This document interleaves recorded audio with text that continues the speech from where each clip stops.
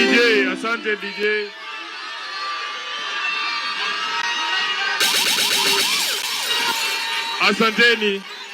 Asanteni, naomba tuketi kwa sababu ya muda. Tafadhali kwa heshima kubwa, naomba tuketi, naomba tutulie. Ladies and gentlemen, kindly let's resume our seats. To the President and members of the LSK Council, the Senior Council present here, and other members of the Senior Bar, my colleagues in the legal profession, hamjambo tena. I hope it won't be too inappropriate if I ask kama munaniona vizuri. Huku munaniona?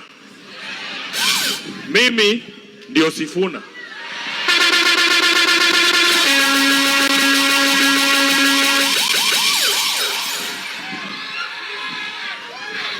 I managed to drag my wife to this event. My lovely wife, Didi, is here. And the condition was that I was not going to engage into or in any politics tonight, lakini kawaida mabibi lazima wadanganywe ndio wakuje.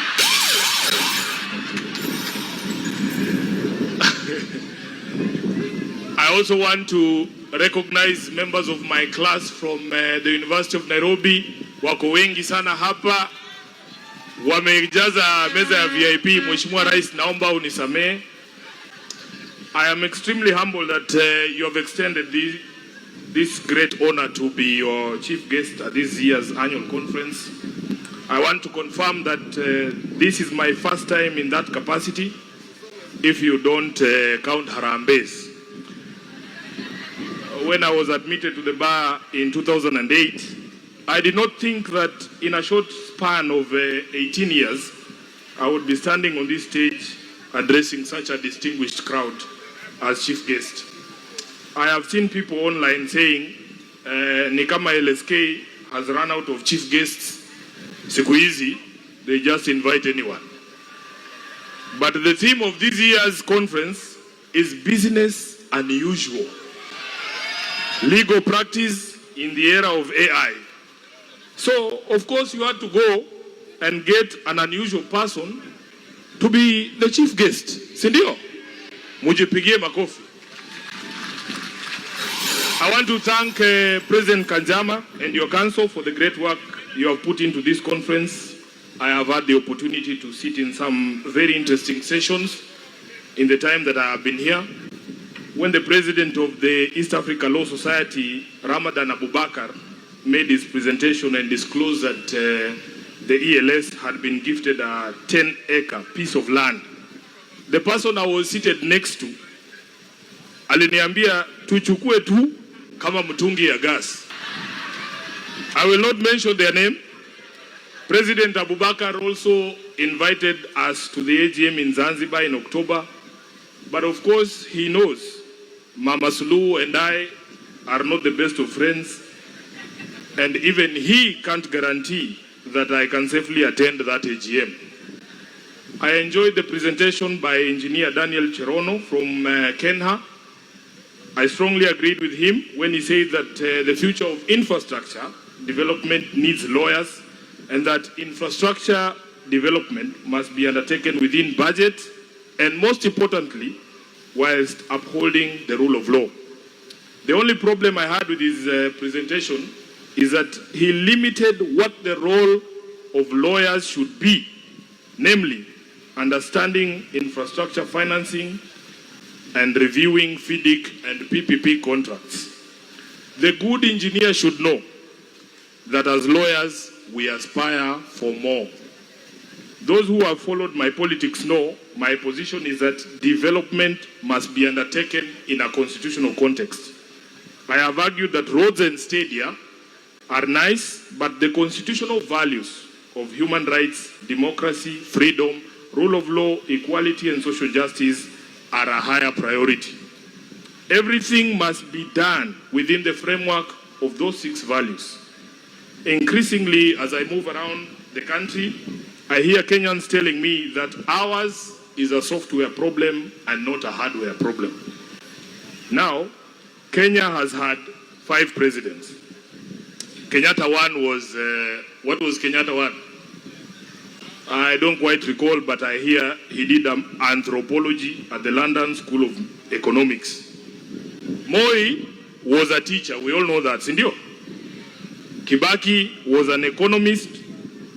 Uhuru, I hear, studied political science and economics, although they just call him my sponsor these days.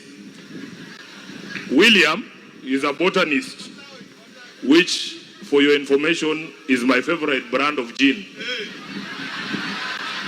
So, I am asking myself, if indeed what Kenyans are telling me is right, that we have a software problem, that we need to retrace our steps back to constitutionalism and the rule of law, that they want a government that respects human rights and human life, and that highways and stadiums must be built at cost and in compliance with the rule of law, who better to give the job than a member of this noble profession? So, Engineer Cherono, we are sending you with a message to your fellow engineers. It's time for lawyers to be in charge of the country, not just reviewing FIDIC and PPP contracts. Ours is a software problem that only true believers in constitutionalism and the rule of law can fix. After that, we will call you to build the Mombasa Gate Bridge over that Likoni Channel.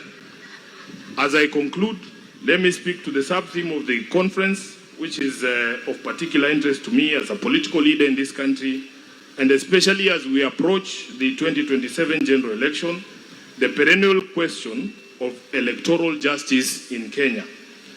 I was happy to see my friend, the IBC chair, Erastus Ethekon, although he wouldn't allow any photos because, as you know, being seen with Sifuna has consequences.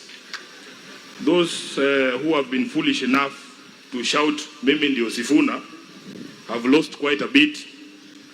Just ask the Senator for Vihiga, the Honorable Osotsi, who was removed as Deputy Party Leader of ODM and as Chair of the County Public Investments Committee in the Senate. You ask the Honorable Wamboka, who was removed as Chair of he was the chair of the Public Accounts Committee in the National Assembly. Ask the Honorable Perpetuum Ponjiwa, who was removed as the chair of the Education Committee in the Nairobi County City Assembly for attending my rally in Taita Taveta. So, for those of you who are eager for a photo with me, be very careful. That photo might cost you quite a bit. But Chair Ethekon, I have gradually come to accept the responsibility or the weight of expectation on my shoulders, but I suspect that you and your commission bear an even greater burden. You have to deliver a free, fair, verifiable election as required by our constitution. There are no two ways about it.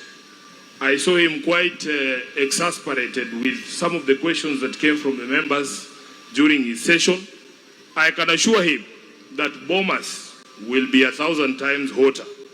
The pressure, as they say, only increases from now on. We want you to get the procurement of technology and ballot papers right.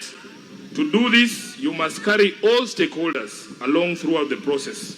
We want technology from a reputable company and from a country that holds its companies accountable for their foreign practices. Hiyo tu, the rest mutuachie sisi tutafanya. Kuingiza hawa mawakili box haitatushinda. After all, you all swore an oath to uphold and defend the Constitution, and a campaign that promises to pull the country back to our constitutional values should be the easiest to sell to a crowd like this. I appeal to all members of the LSK to help us on this one. We need your support. and I am asking for your support as the bar. This is your cause. I am hoping that you will come along with us. If all goes well, we will reconvene here next year, not for an annual conference, but for a state function.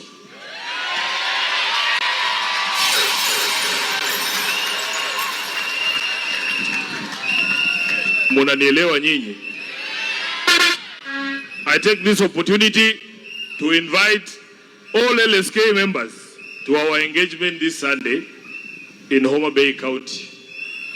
Ndio tuonyeshe hawa watu ya kwamba Kenya hii tayari mumeamua kwamba tamu ni ngapi.